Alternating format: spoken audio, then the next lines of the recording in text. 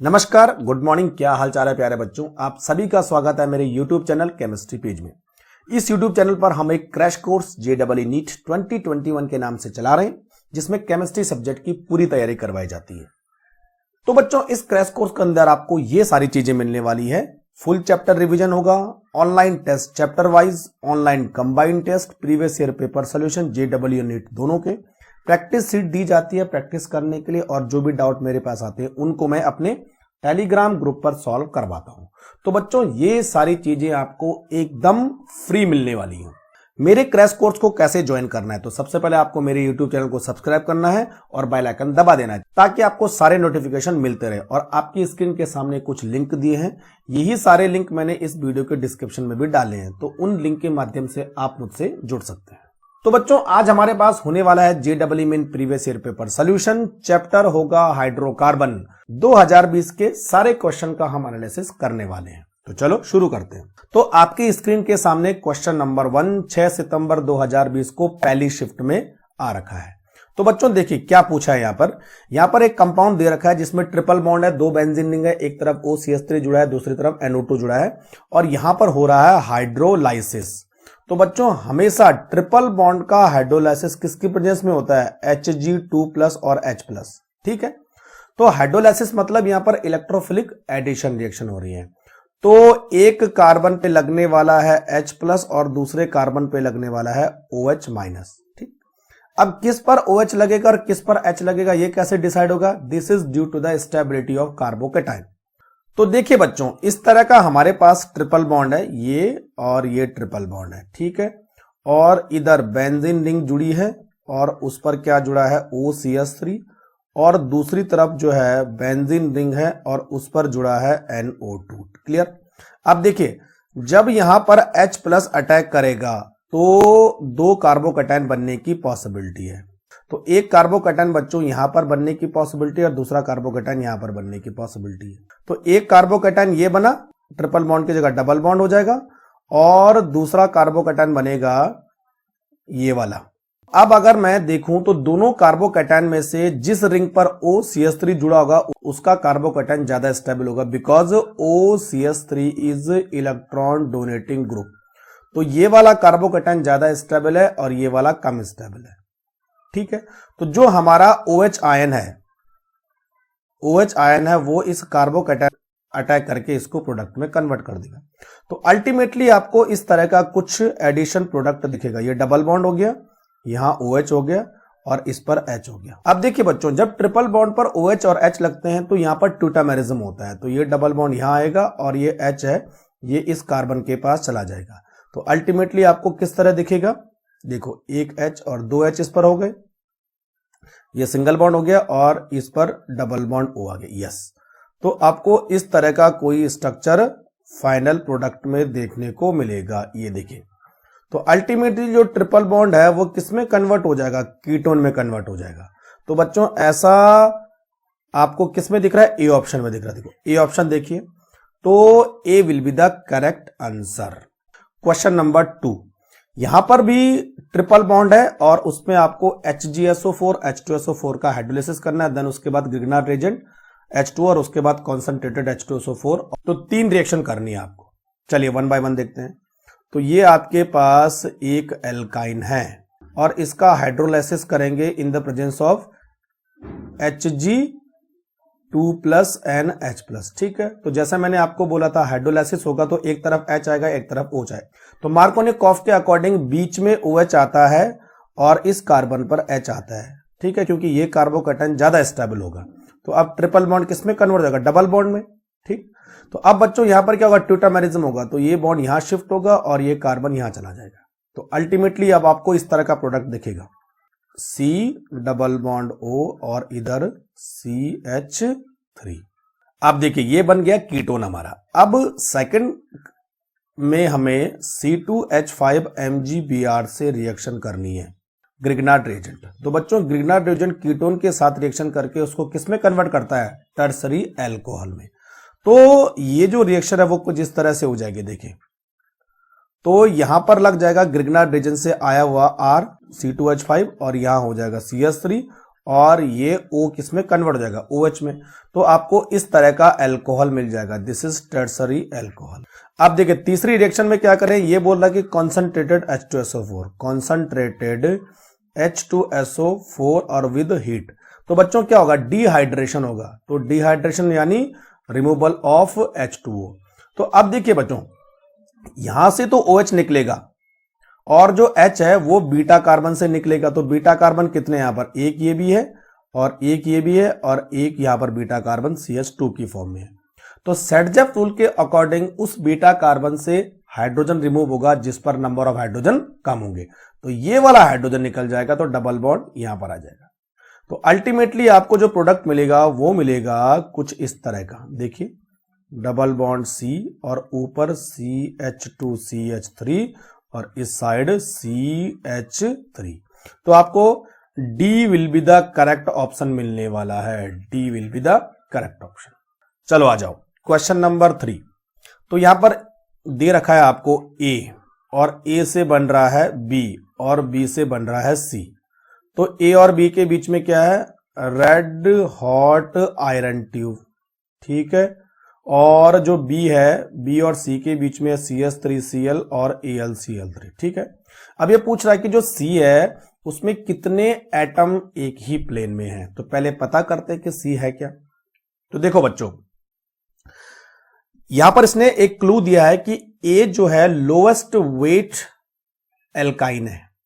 तो जो एल्काइन है वो लोएस्ट वेट कौन सी हो सकती है, CH ट्रिपल बॉन्ड CH। तो बच्चों जब हम एल्काइन को रेड हॉट आयरन ट्यूब के ऊपर रखते हैं तो जो एल्काइन है वो पॉलीमराइज होकर क्या बना देगी है, बेंजीन बना देती है। अब इस बेंजीन का आगे करेंगे फिडलक्राफ्ट एल्काइलेशन, जिसके लिए हम रिएजेंट यूज करेंगे AlCl3 और CH3Cl। तो क्या होगा, बेंजीन के ऊपर CH3 ग्रुप लग जाएगा, दैट मीन्स टॉल्विन। अब देखो बच्चों, टॉल्विन में कितने एटम एक ही प्लेन में है। तो ये देखो, एक तो बेंजीन के सारे कार्बन एक ही प्लेन में होंगे, है ना, सारे कार्बन। तो बेंजीन पर कितने कार्बन है, 6 कार्बन है। दूसरा बेंजीन के सारे हाइड्रोजन, तो कितने हाइड्रोजन है, 5 हाइड्रोजन है। और तीसरा ये जो CH3 आपने जोड़ा है इसका एक हाइड्रोजन और एक कार्बन एक ही प्लेन में होगा, तो 2 ये हो गए। तो कितने हो गए टोटल बच्चों, 13। तो 13 एटम एक ही प्लेन में होंगे, तो आंसर हो जाएगा 13। क्वेश्चन नंबर 4, इनमें से कौन सी रिएक्शन पॉसिबल है। तो वन बाय वन देखते हैं। तो पहला हमारे पास है बेंजीन का, ये कर रहे हैं फिडलक्राफ्ट एल्काइलेशन, लेकिन बच्चों इन्होंने लिया है क्लोरोबेंजीन। तो जब भी आप किसी एल्काइल या एराइल हैलाइड का फिडलक्राफ्ट एल्काइलेशन करेंगे तो आपको जो है ये RX बॉन्ड तोड़ना है या ये वाला बॉन्ड तोड़ना पड़ेगा, तभी जाके कार्बोकैटायन बनेगा। तो बच्चों एल्किल हैलाइड में तो RX बॉन्ड इजीली टूट जाता है, लेकिन एराइल हैलाइड में RX बॉन्ड टूटना इंपॉसिबल है क्योंकि ये रेजोनेंस से कनेक्टेड है। तो ये रिएक्शन पॉसिबल नहीं है, तो ए तो हो नहीं सकता है। बी में आ जाओ, benzene Cl2 in the presence of AlCl3 और डार्क। तो Cl क्या करेगा, बेंजीन के सारे हाइड्रोजन को रिप्लेस कर देगा, उसकी जगह में खुद आएगा, यस। तो ये एक सब्स्टिट्यूशन रिएक्शन है, ये पॉसिबल हो सकती है और जैसा मैंने वीडियो में बताया था ये पॉसिबल है। दिस इज कॉल्ड हेक्साक्लोरोबेंजीन, हेक्साक्लोरोबेंजीन ऐसा कुछ था, तो बी पॉसिबल है। सी देखिए, यहां पर बेंजीन, यहां पर विनाइल क्लोराइड। अब AlCl3 है तो ये वाला बॉन्ड टूटना चाहिए और ये कार्बोकैटायन बनेगा, लेकिन बच्चों ये कैसा कार्बोकैटायन है, विनाइल कार्बोकैटायन, और विनाइल कार्बोकैटायन वेरी अनस्टेबल होता है, इसीलिए ये रिएक्शन भी पॉसिबल नहीं होगी। लास्ट डी देखिए, बेंजीन और ये देखो एलाइल क्लोराइड, तो यहां से क्लोरीन जाएगा, ये प्लस चार्ज बनेगा, यस। यहां पर एलाइल कार्बोकैटायन बन रहा है, तो एलाइल कार्बोकैटायन स्टेबल होता है, ये बेंजीन पर अटैक करके इस तरह का कंपाउंड बना लेगा। तो बच्चों केवल बी और डी रिएक्शन पॉसिबल है, ए और सी पॉसिबल नहीं है, तो आंसर हो जाएगा D. Question number 5, the number of sp2 hybrid orbital in molecule of benzene. तो बेंजीन आपने इस तरह बनाना है और हम सबको मालूम है कि बेंजीन में अल्टरनेट डबल बॉन्ड होते हैं। तो बच्चों बेंजीन का हर कार्बन है उसके पास 3 हाइब्रिडाइज ऑर्बिटल होते हैं, एक ये वाला, एक इधर और एक इधर। तो ये वाला तो हाइड्रोजन से कनेक्ट होता है और ये दोनों जो है कार्बन से कनेक्ट होते हैं इस तरह से। तो बोलने का मतलब यह है कि हर कार्बन के पास 3 sp2 हाइब्रिडाइज ऑर्बिटल होंगे इस तरह से, 1 2 और 3, sp2 sp2 और sp2। तो टोटल बेंजीन में कितने कार्बन है? 6 कार्बन है और हर किसी के पास 3 sp2 हाइब्रिडाइज है। तो टोटल कितने हो गए बच्चों? 18। तो आंसर हो जाएगा सी।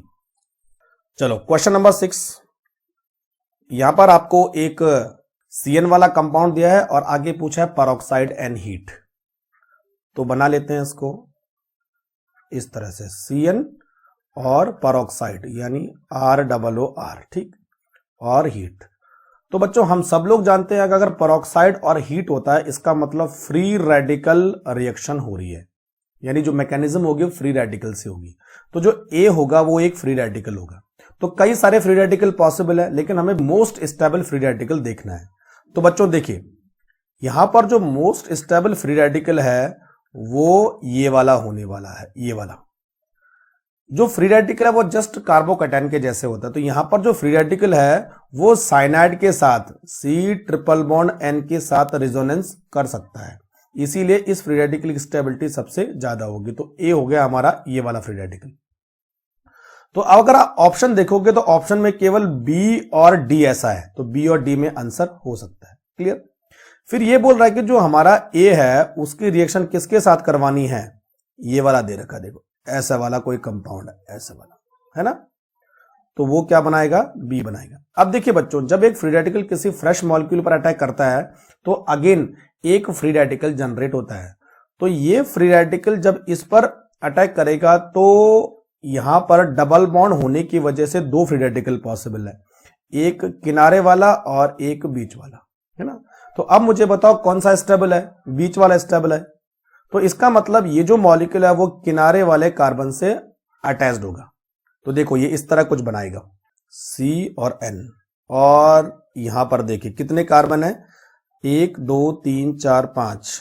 तो 1 2 3 4, 1 2 3 4 5 हो गए, 1 2 3 4 5 कार्बन बस। तो बच्चों ऐसा स्ट्रक्चर आपको किसमें देखने को मिलेगा? डी वाले ऑप्शन में। देखिए D will be the correct answer. चलिए क्वेश्चन नंबर 7 की बात करते हैं। अगेन आपको एक स्ट्रक्चर दे रखा है, डबल बॉन्ड है उसमें, और B2 हैज H6 H2O2 और OH पूछा है, ठीक। तो पहले स्ट्रक्चर बना लेते हैं।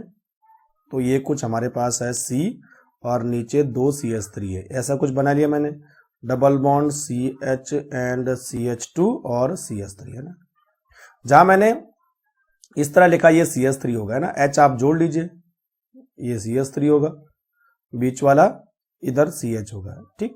अब इस पर रिएक्शन किसकी करनी है? B2H6 H2O2 and OH minus. ये सारे केमिकल हाइड्रोबोरेशन ऑक्सीडेशन के हैं। किसके? Hydroboration oxidation. तो बच्चों हाइड्रोबोरेशन ऑक्सीडेशन में H और OH का एडिशन होता है। किसका एडिशन होता है? H और OH का एडिशन होता है, और एक एल्कीन एल्कोहल में कन्वर्ट हो जाती है। लेकिन बच्चों इस चीज का आपको ध्यान रखना है कि जो हाइड्रोबोरेशन ऑक्सीडेशन है वो एंटी मार्कोनिकॉफ के अकॉर्डिंग काम करता है। OH है वो लीस्ट स्टेबल कार्बोकैटायन में।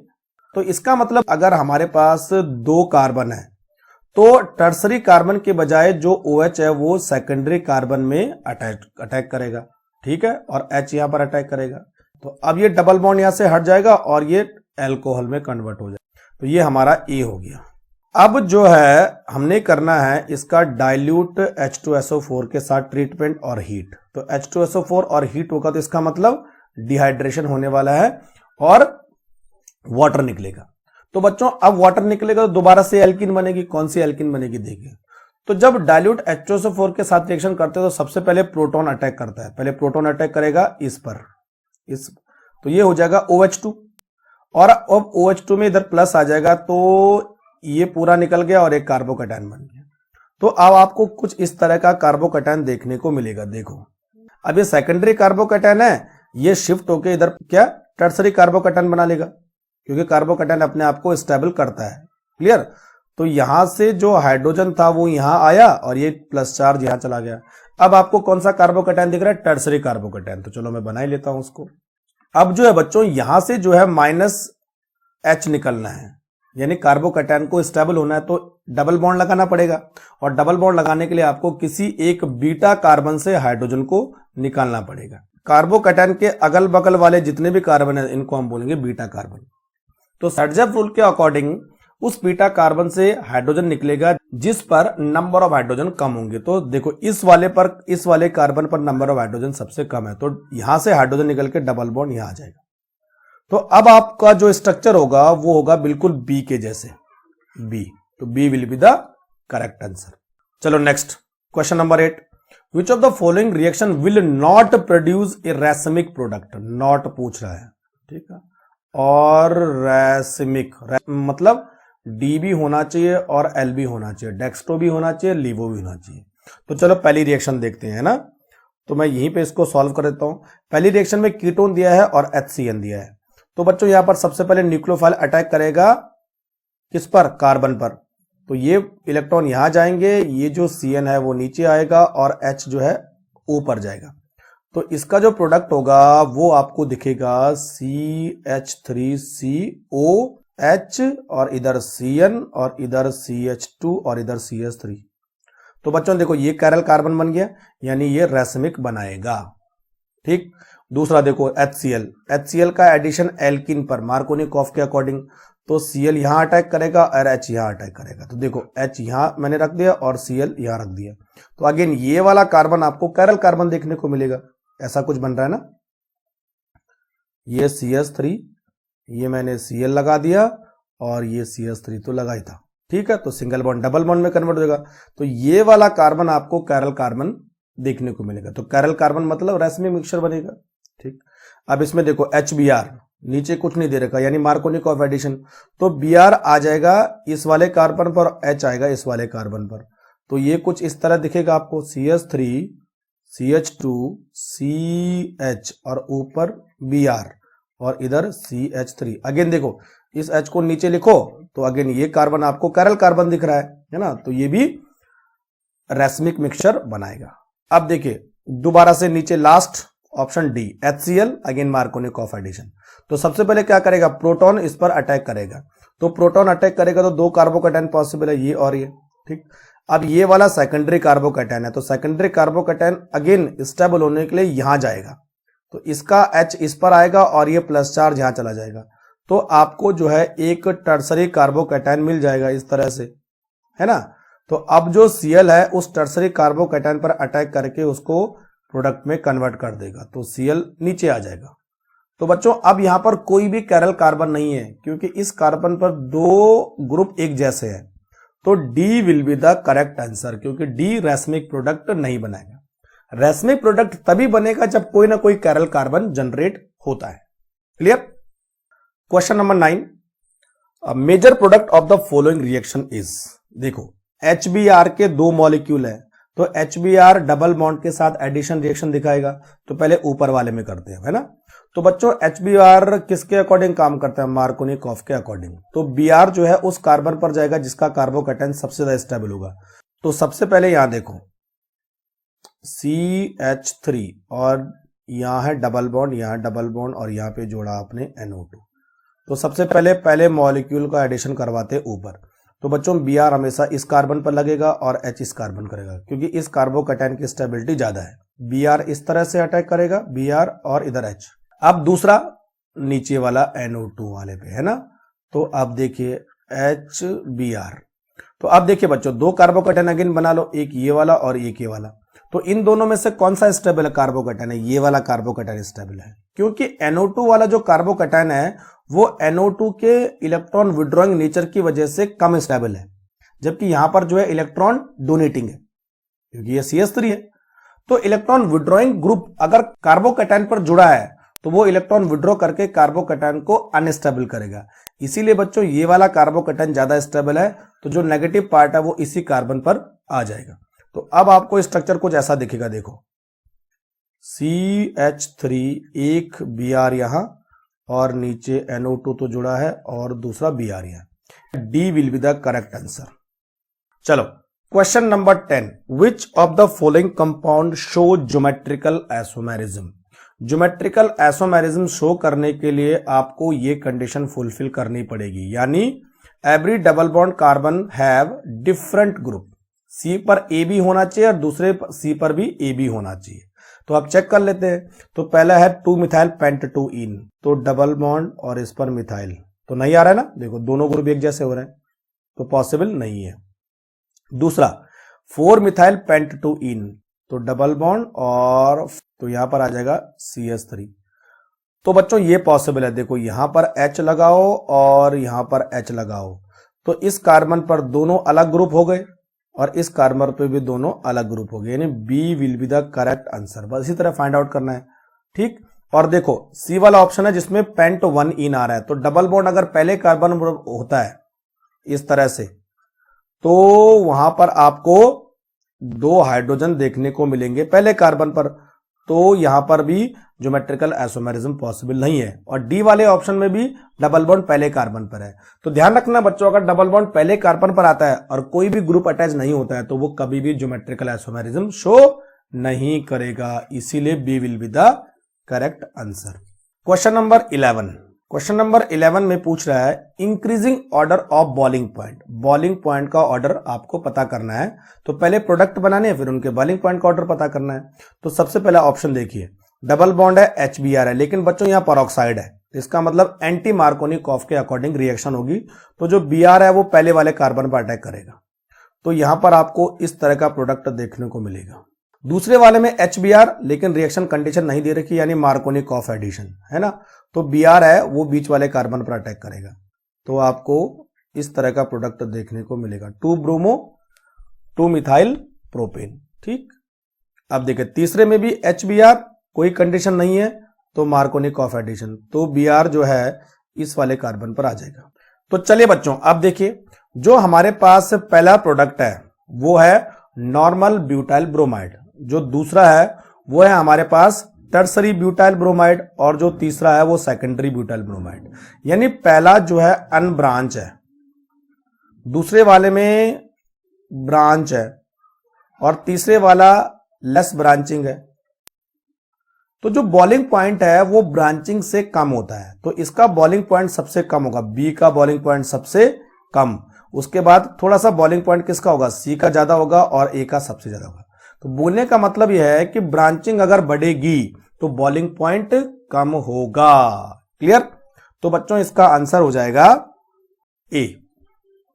चलिए next, the major product form in the following reaction is, तो यहां पर भी देखो HBr दे रखा है, ठीक है, तो HBr है और नीचे कुछ नहीं दे रखा, यानी एडिशन होगा मार्कोनिकॉफ के अकॉर्डिंग, ठीक है। तो सबसे पहले क्या कर रहा है, जो H+ है वो इस डबल बॉन्ड पर अटैक करेगा और एक कार्बोकैटायन बना लेगा। तो चलो पहले देखते हैं कार्बोकैटायन बनाते हैं, 1 2 डबल बॉन्ड यहां CH और इधर CH3 और इधर CH3, ठीक है। तो सबसे पहले H+ अटैक करेगा और 2 कार्बोकैटायन पॉसिबल है, एक ये और एक ये, दोनों कार्बोकैटायन बनाते हैं। इस तरह मैंने दोनों कार्बोकैटायन बना लिए, एक ये कार्बोकैटायन और एक ये कार्बोकैटायन, ठीक है बच्चों। अब देखिए ये कार्बोकैटायन है सेकेंडरी, ये कार्बोकैटायन भी सेकेंडरी है, लेकिन ये कार्बोकैटायन टर्सरी बन सकता है, तो यहां से जो H है वो इधर जाएगा और एक कार्बोकैटायन यहां बनेगा, ठीक। तो यहां पर आप देखिए एक कार्बोकैटायन ऐसा बन गया,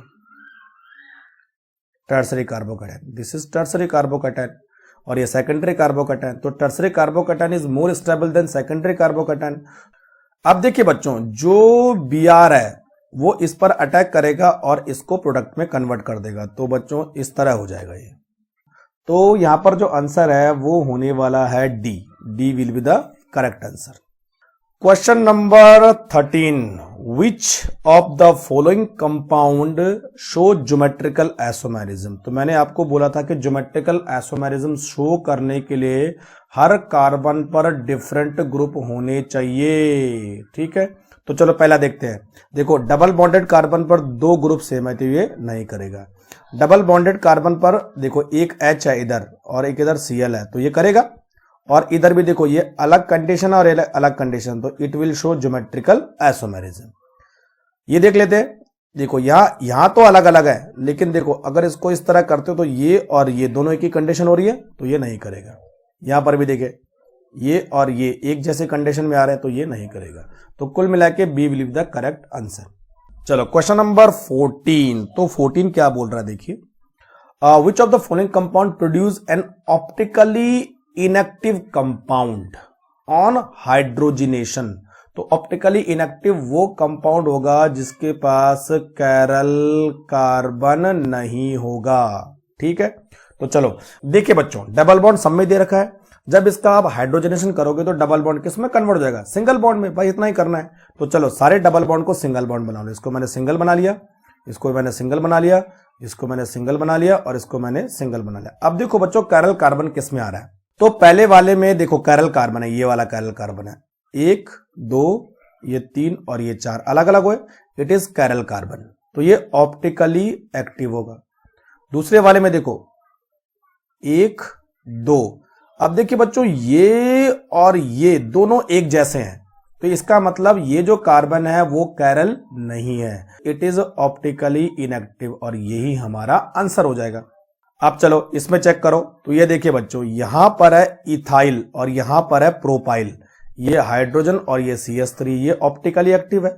चलो यहां पर देखिए ये है हमारे पास आइसोप्रोपाइल और ये है नॉर्मल प्रोपाइल, दोनों अलग अलग है, तो ये ऑप्टिकली एक्टिव होगा। तो बच्चों हमारे पास आंसर हो जाएगा बी। तो चलिए बच्चों नेक्स्ट हमारे पास है क्वेश्चन नंबर 15। यहां पर एक एल्कीन आपको दे रखी है और इधर दे रखा है H3O+। तो H3O+ मतलब कि hydrolysis in the presence of acid, तो क्या बनेगा बच्चों, एल्कोहल बनेगा, है ना। और उसके बाद दे रखा है हीट, तो हीट क्या करती है, वाटर निकाल देती है, तो एल्कोहल को दोबारा से वो एल्कीन में कन्वर्ट कर देती है। तो पहले एल्कोहल बनाना है, उसके बाद एल्कीन बनाना है। तो पहले देखते हैं कौन सा एल्कोहल बन रहा है, उसके बाद कौन सी एल्कीन बनेगी। तो लास्ट प्रोडक्ट हमारा एल्कीन ही होने वाला है। तो इस तरह का कुछ हमारे पास साइक्लोपेंटेन रिंग है और इधर CH डबल बॉन्ड CH2 और इधर CH3 है। तो एसिड कैटालाइज हाइड्रोलाइसिस है, सबसे पहले क्या करेगा, H+ यहां पर अटैक करेगा। तो 2 कार्बोकैटायन बनने की पॉसिबिलिटी है, ये और ये, लेकिन बच्चों ये ज्यादा स्टेबल है। ठीक है, तो पहले ये रहेगा। सबसे पहले कार्बोकैटायन हमने बना देना है, CH CH3 और प्लस। तो अब क्या करना है हमें बच्चों, कार्बोकैटायन को स्टेबल करना है। तो देखिए जब इस तरह का कंसेप्ट होता है ना, जिसमें कि 5 कार्बन की रिंग है और 1 कार्बोकैटायन बाहर है, तो ये 5 कार्बन की रिंग एक्सपेंड होके 6 कार्बन की रिंग बना लेती है। ठीक, तो 6 कार्बन की रिंग कैसे बनेगी, देखो बच्चों ये यहां से टूटेगा, अभी ये कार्बोकैटायन यहां पर है ना, तो देखिए ये यहां से टूटेगा तो ये बॉन्ड यहां लग जाएगा और ये कार्बोकैटायन यहां आ जाएगा। तो ये कुछ ऐसा दिखेगा आपको, देखो 1 2 3 4 5 6 6 बन गए। ठीक, अब जहां पर CH3 लगा है वहीं पर कार्बोकैटायन लग जाएगा और दूसरा जो है इस तरह हो जाएगा। ये कार्बोकैटायन यहां आया इधर, तो जहां पर CH3 वहीं पर कार्बोकैटायन हो गया और बच्चों ये बॉन्ड यहां लग जाएगा, तो इधर से इन दोनों के बीच में एक CH3 का गैप है, इस तरह से। अब देखिए बच्चों, अब क्या करना है, हमने OH का एडिशन करवाना है, तो जो OH है वो डायरेक्ट यहां लग जाएगा, तो अब आपको इस तरह का कुछ अल्कोहल मिल जाएगा। और अब आप हीट करोगे तो वाटर निकल जाएगा, तो OH यहां से निकलेगा और H यहां से निकलेगा, तो डबल बॉन्ड बिल्कुल बीच में आ जाएगा। तो आपको इस तरह का कोई प्रोडक्ट मिल जाएगा, देखो ये वाला। तो बच्चों हमारे पास जो आंसर है वो हो जाएगा B will be the correct answer. ठीक, तो चलिए बच्चों नेक्स्ट हमारे पास है क्वेश्चन नंबर 16। क्वेश्चन नंबर 16 ये बोलता है कि इन एल्काडाइन में से हीट ऑफ कंबशन का ऑर्डर क्या होने वाला है। तो बच्चों हीट ऑफ कंबशन और स्टेबिलिटी के बीच में इनवर्सली प्रोपोर्शनल का रिलेशन है। हीट ऑफ कंबशन बढ़ेगा तो स्टेबिलिटी कम होगी। तो सबसे पहले हम बात करते हैं कि इन एल्काडाइन की स्टेबिलिटी को कैसे ऑर्डर में लाना है। तो चलिए पहली वाली एल्काडाइन देखिए, ये जो है ये ट्रांस और ट्रांस है, दिख रहा है। दूसरी वाली ट्रांस और सिस है और तीसरी वाली सिस और सिस है। हम सब लोग जानते हैं कि अगर एल्काडाइन ज्यादा ट्रांस होगी तो इसकी स्टेबिलिटी फिर सिस की स्टेबिलिटी होगी। तो बच्चों जो हमारे पास जो पहली एल्काडाइन है वो दोनों ट्रांस है, उसकी स्टेबिलिटी सबसे ज्यादा, उसके बाद बी की स्टेबिलिटी और उसके बाद C की स्टेबिलिटी होगी, क्योंकि जितने ज्यादा उस पर सिस एल्कीन लगी होंगी उसकी स्टेबिलिटी उतनी कम हो जाएगी। तो ये हमारे पास स्टेबिलिटी का ऑर्डर आ गया। तो अब जो हीट ऑफ कंबशन का ऑर्डर होगा वो क्या होगा, C, B और A, जस्ट उल्टा हो जाएगा। तो बच्चों हमारे पास आंसर हो जाएगा A। तो चलिए बच्चों नेक्स्ट हमारे पास है क्वेश्चन नंबर 17। पूछा विच of the following has shortest CCl bond, और आपके सामने विनाइल क्लोराइड दे रखा है, उसमें एक ग्रुप जुड़ा है। तो चलिए देखते हैं। क्लोरीन अगर डबल बॉन्ड से जुड़ा होता है तो वो रिजोनेंस इस तरह बनाता है, तो लोन पेयर बॉन्ड पेयर बनेंगे और बॉन्ड पेयर लोन पेयर बनेगा। इस CS2 पर आने वाला है माइनस चार्ज और इस Cl पर आने वाला है प्लस चार्ज। ठीक है, तो ये डबल बॉन्ड करेक्टर शो करेगा, यहां पर डबल बॉन्ड आ जाएगा और ये डबल बॉन्ड यहां चला जाएगा। तो देखो पहला वाला क्या होगा, Cl double bond CH single bond CH2 minus, ठीक, और इधर प्लस। अब देखो डबल बॉन्ड आ गया। अब दूसरे वाले में देखो, दूसरे वाले में क्या होगा, Cl double bond CH single bond CH minus, और ये जुड़ा है हमारे पास NO2 से, प्लस चार्ज। तीसरे वाले में भी सेम होगा, Cl double bond CH double bond single bond CH, यहां माइनस चार्ज और यहां जुड़ा है CH3, ठीक। और लास्ट वाले में क्या होगा, Cl डबल बॉन्ड Cl पर प्लस चार्ज होगा, ठीक। अब देखिए बच्चों हमें क्या करना है, इस कार्बन आयन को स्टेबल करना है। जितना ज्यादा स्टेबल होगा उतना डबल बॉन्ड इसके नजदीक रहेगा। तो देखिए यहां पर जो NO2 है वो इलेक्ट्रॉन विड्रॉइंग है, इलेक्ट्रॉन विड्रॉइंग है। तो ये क्या करेगा, इलेक्ट्रॉन विड्रॉ करके माइनस चार्ज को कम करेगा, तो स्टेबिलिटी को बढ़ाएगा। और बाकी देखो ये CH3 है, ये डोनेटिंग है, ये OCH3 है, ये भी डोनेटिंग है। तो जितने ज्यादा डोनेटिंग लगे होंगे वो इस माइनस चार्ज को बढ़ाएंगे, है ना, और विड्रॉ करेगा तो माइनस चार्ज कम होगा। इसीलिए बी ऑप्शन में सबसे शॉर्ट बॉन्ड कौन सा होने वाला है, NO2 वाला। तो बच्चों अगर आपको 2005 से लेकर 2019 तक के हाइड्रोकार्बन के और क्वेश्चन का एनालिसिस चाहिए तो ऊपर आई बटन में एक वीडियो फ्लैश हो रहा है, वहां से क्लिक करके आप देख सकते हैं। Thank you very much.